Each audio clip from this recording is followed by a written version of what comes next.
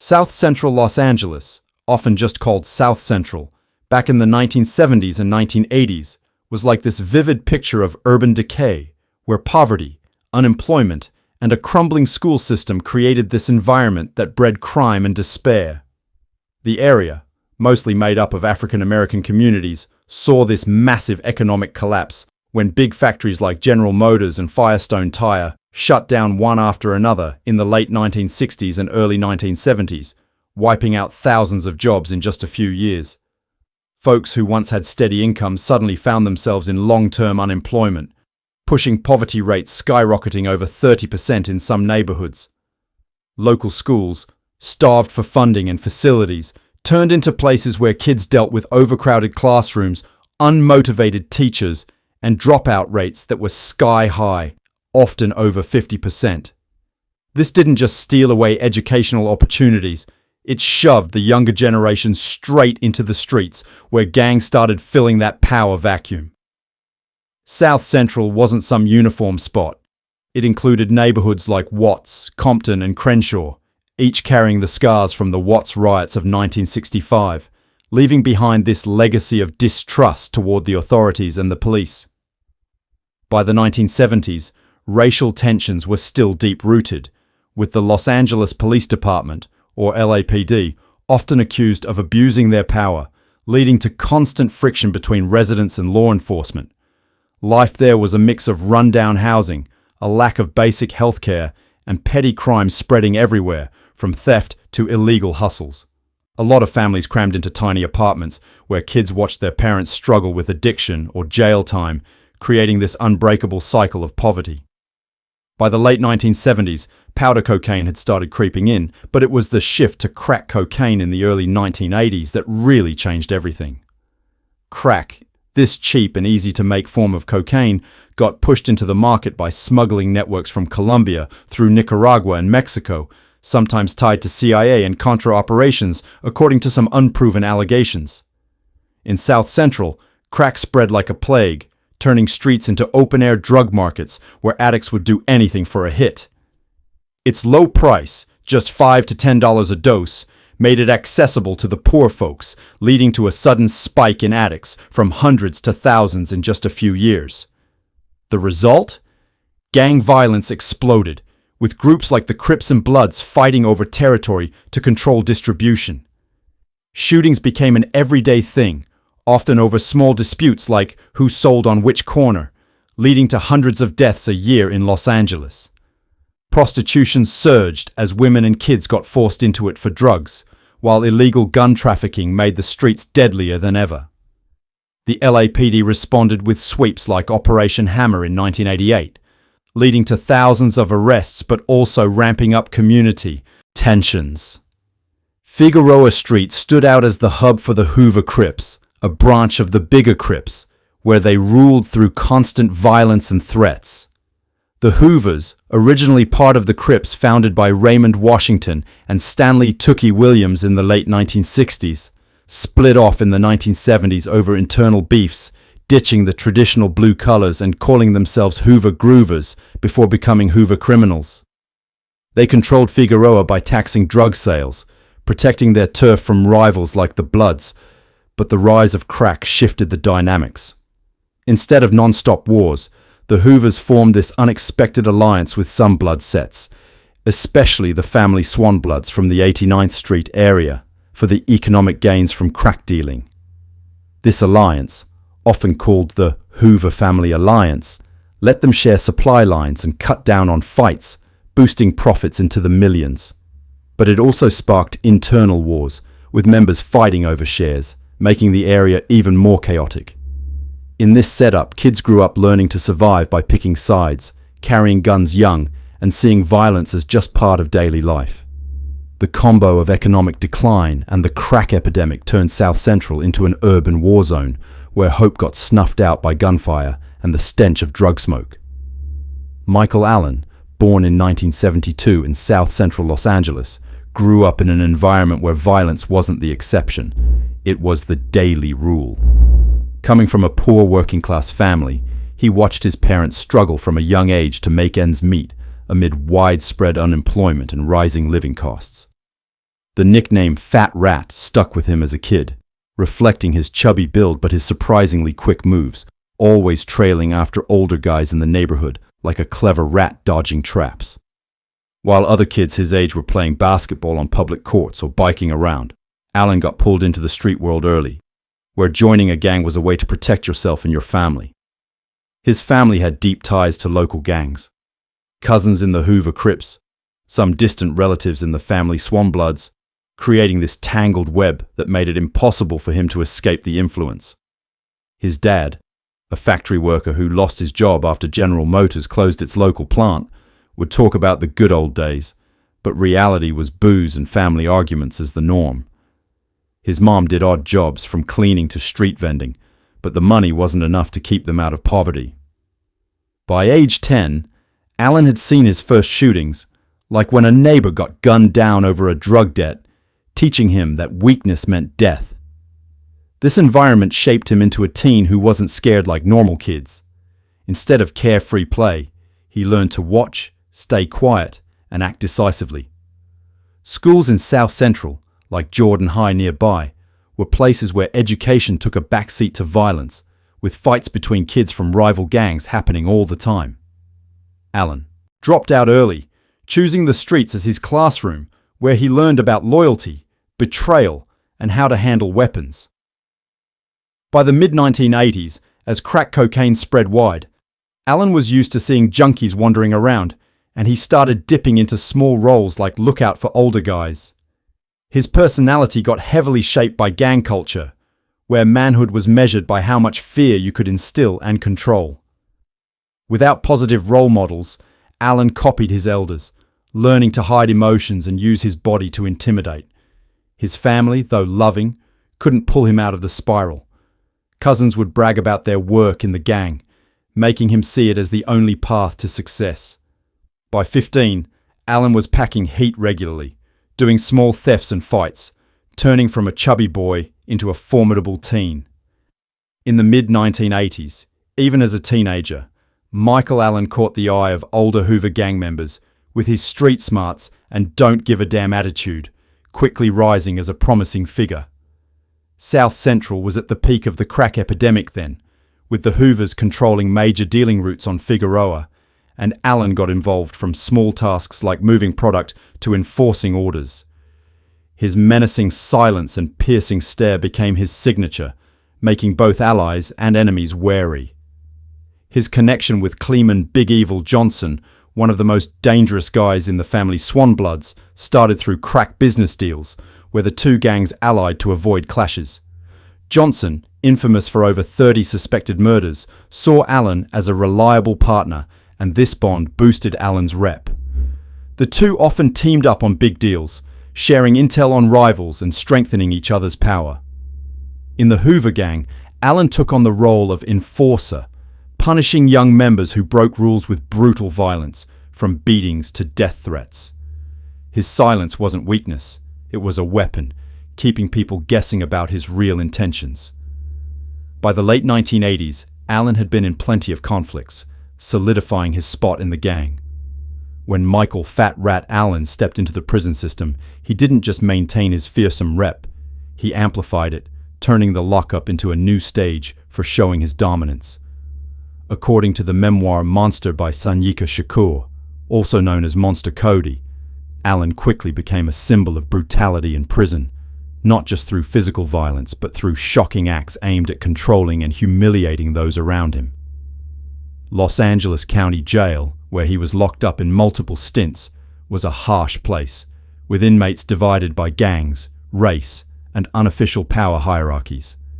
There, Alan used the silence and cold stare that made him famous on the streets to impose his rule. One standout story Shakur recounts is when Alan tied up a young Hoover inmate, humiliated and prepared to rape him as punishment. It only stopped when Shakur stepped in, but it cemented Alan's image as a guy who wouldn't hold back on any method to assert power. Acts like that weren't rare in prison, where sexual violence was often used as a tool to shame and control. But Alan seemed to take it to another level, turning it into a calculated strategy. He forced young inmates, especially newbies or the weak ones, to do degrading tasks like washing his clothes, braiding his hair, or even eating soap in exchange for protection from other threats. These weren't just about control, they sent a clear message. Any defiance would cost you big. The nickname Booty Bandit came from these sexual abuse allegations, a moniker that's both terrifying and insulting in prison and gang culture. Even though no legal docs fully confirm the claims, the word-of-mouth stories from other inmates built up Alan's image as someone respected for his strength but despised for his cruelty that crossed even the moral lines of the gang world. In prison, Alan didn't just rely on violence. He used psychological warfare, keeping others in constant fear, never knowing when he'd strike. He often ran unofficial courts in there, where young inmates got judged for minor slip-ups like not paying enough protection money or showing disrespect to elders. Punishments, from beatings to public humiliation, were carried out with cold calculation, making Alan a symbol of fear in the system. Even the guards used to gang violence were cautious around him, often letting him operate freely in certain areas to avoid bigger conflicts. This rep didn't stay just in prison. It spread outside, getting passed around by young gang members on the streets like a legend. On April 17, 1991, an event that shaped Michael Allen's fate and marked a turning point in his story. The murder at the car wash on the corner of 108th and Western Avenue.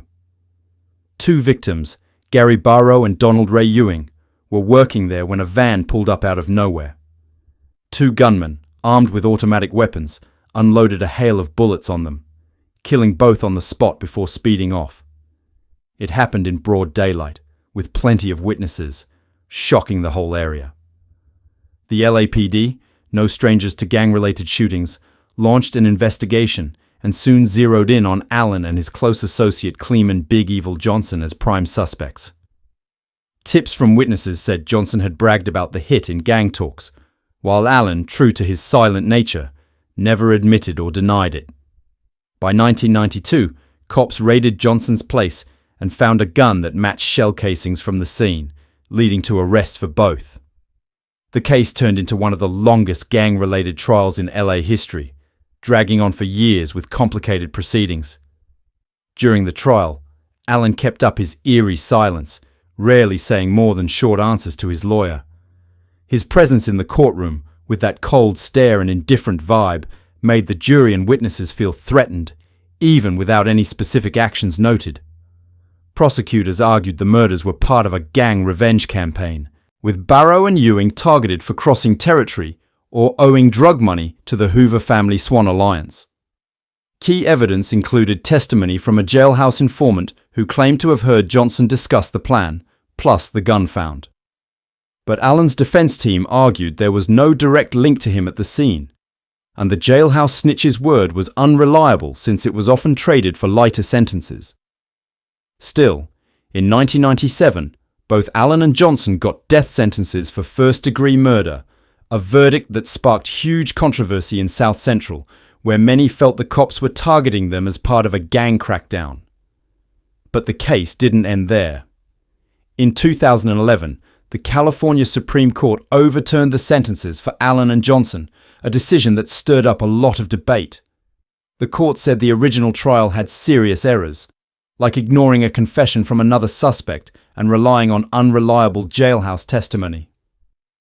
The case got retried, but new charges were dropped as vindictive, partly due to pressure from community activists who said the justice system was going after gang members without solid proof.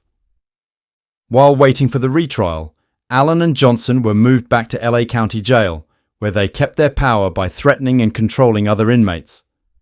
Allen, with his booty bandit rep and history of violence, remained a force to be reckoned with, often running protection rackets in there to stay on top. But the case dragged on for decades without a clear resolution, turning both into symbols of the justice system's failure in handling complex gang cases. On February 6, 2022, Michael Allen was found unresponsive in his cell at LA County Jail. He died at age 49, with the official cause listed as sudden cardiac death. But rumors swirled in the community that he might have been poisoned or OD'd on drugs, though nothing solid came out to prove it. Since the 1997 sentence was overturned, Allen passed away without an official conviction for the 1991 murders, leaving behind a controversial legacy. Michael Fat Rat.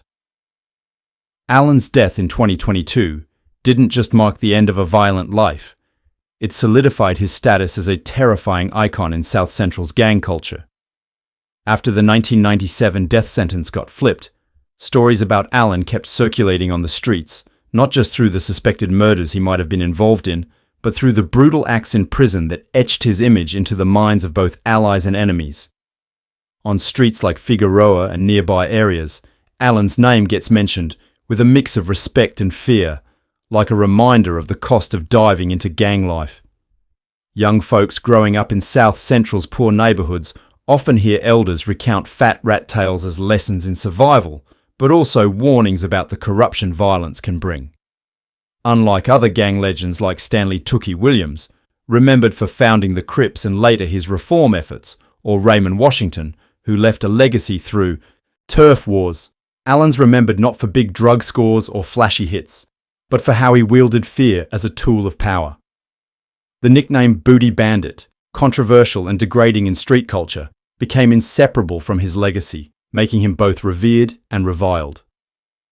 In the gang community, where loyalty and honor are supposed to come first, Allen's prison behavior, especially using sexual violence for control, crossed unwritten moral lines, leading many to see him as someone who went too far. But that didn't diminish his influence. If anything, it made his story stand out, like proof of the brutality of the world he grew up in. People who'd crossed paths with Allen, whether on the streets or inside, often described him as quiet but radiating danger, like one look could make you shake. Word-of-mouth stories say he once faced down groups of rivals in prison without even needing a weapon, just relying on his rep and implied threats. This turned him into almost a mythical figure, though not always admired. Outside on the streets, Allen's remaining family in South Central hopes his story serves as a lesson for the younger generation about the consequences of gang life. His mom, now elderly and frail, once told a local paper she wished her son had a chance to escape the violent cycle, but the harsh environment shaped his fate from childhood. The community has mixed views. Some see Allen's death as the inevitable end to a crime-tied life, while others, especially street kids caught up in the culture, still view him as a symbol of power and defiance. Michael Allen's story isn't just one guy's journey. It's a reflection of the complexities of gang violence in the context of 1970s and 1980s South Central Los Angeles. Violence in that world didn't just come from turf wars with rival gangs. It stemmed from internal beefs too, where members used threats and humiliation to hold their positions. The unusual alliance between the Hoover Gang and the family Swan Bloods, a rare team-up between longtime enemies, showed the pragmatism of the crack era. Instead of wiping each other out, they chose to split the profits from drug dealing, a move that brought in millions but also ramped up internal tensions as members fought for control. Allen, as a disciplinarian in the Hoovers, helped keep order inside, but his methods, brutal violence and degradation, deepened the divisions. South Central's poverty, with broken families, failed schools, and no economic chances, produced a generation of young people like Allen who saw gangs as their second family and violence as the only way to prove themselves. The spread of crack cocaine made it all worse, turning streets into battlegrounds and pushing kids into crime young. Allen's tale also shows how the prison system isn't just containment. It's a forge for cruelty, where guys like him learn to use fear to survive and dominate. The myth of Fat Rat, built on unverified stories, lives on in street and prison culture, becoming a symbol of both savagery and terror. Tales about him, from his icy stare to the shocking prison acts, get passed down through generations, becoming part of South Central's unofficial history. But unlike other gang myths praised for strategic smarts or loyalty to the crew, Allen's legacy has a darker shade, tied to moral decay and the price of absolute power. His influence wasn't in the cash he made or bodies he dropped, but in how he turned fear into a sharp weapon, using it to control friends and foes alike. Alan's life is a reminder of the vicious cycle of violence, where a kid from poverty can become a monster, but also a victim of the very environment that molded him. Michael Fat Rat Allen embodied a dark era in South Central Los Angeles history, where the mix of poverty, crack cocaine, and gang culture created figures who were both terrifying and tragic. From a chubby kid on Figueroa streets, he became a power player in the Hoover Gang, a prison overlord, and finally a controversial legend in the community. His rep, built on violence and humiliation, reflects the twisted complexities of the gang world, where loyalty gets warped by ruthlessness and power. His story isn't just about one man. It's about a broken social system, where people like Alan had few choices beyond grabbing violence as a survival tool. Even though he's gone, Fat Rat's name still echoes in street tales as a warning about the cost of gang life and the destructive power of fear wielded as a weapon. His life is a painful but gripping chapter in Los Angeles gang history, where brutality and tragedy intertwine, leaving an indelible mark.